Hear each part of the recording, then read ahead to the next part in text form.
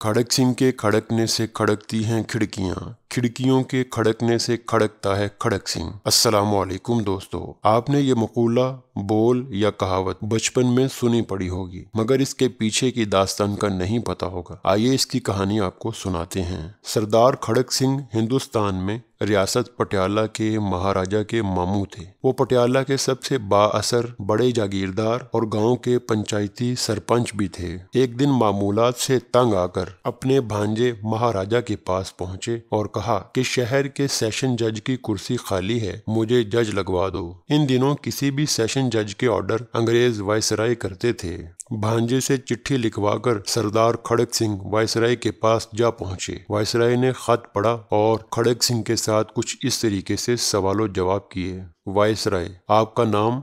जवाब, खड़क सिंह। वायसराय, आपकी तालीम? जवाब, तुसी मैनू जज लाना है या स्कूल दा मास्टर?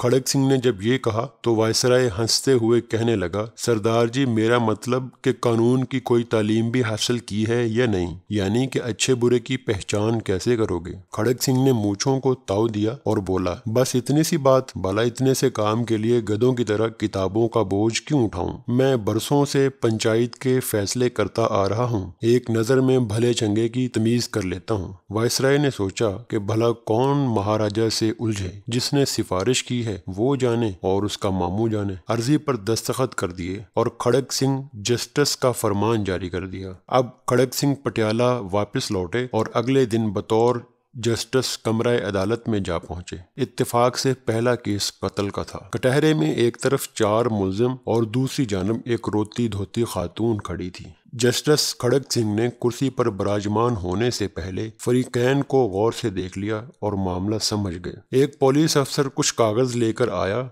और बोला, माय लॉर्ड, ये औरत क्रांति कौर है। इसका इल्जाम है कि इन 4 लोगों ने इसके शोहर को कत्ल कर दिया है। जस्टिस खड़क सिंह ने औरत से तफसील पूछी। औरत बोली, सरकार, दाएं जानब वाले के हाथ में बर्छा था और बराबर वाले के हाथ में दरांती और बाकी दोनों के हाथों में सोटे थे। ये चारों कमात के खेत से निकले और मेरे शोहर पर तशद्दुद करके उसे जान से मार दिया। जस्टिस खड़क सिंह ने चारों को गुस्से से देखा और पूछा, क्यों बदमाशो, तुमने बंदा ही मार दिया? दाईं तरफ खड़े बंदे ने कहा, ना जी सरकार, मेरे हाथ में तो कई यानी बेलचा था।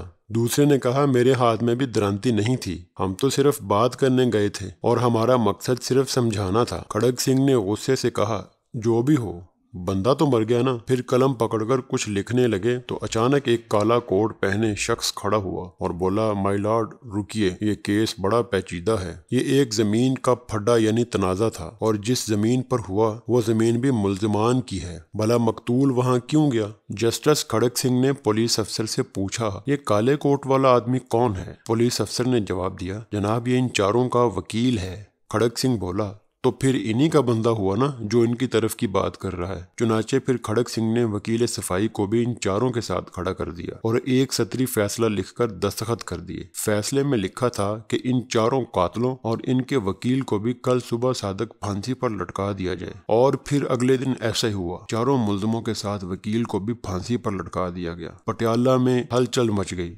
हर तरफ लोग खड़क सिंह के नाम से थर थर कांपने लगे कि खड़क सिंह मुजरमों के साथ साथ इनके वकीलों को भी फांसी दे देता है। अचानक जुराइम की शरह सिफर हो गई। कोई वकील किसी पक्के मुजरम का केस न पकड़ता। जब तक खड़क सिंह पटियाला में जज रहा, रियासत में खूब अमनो अमान रहा। आस पास पड़ोस की रियासत से लोग अपने केस खड़क सिंह की अदालत में लाते। जुराइम की शरह वहाँ सिफर हो चुकी थी और अंग्रेज इस अनपढ़ जज की कारकर्दगी पर हैरान और परेशान थे। दोस्तों, मिलते हैं अगली वीडियो में। अस्सलामु अलैकुम।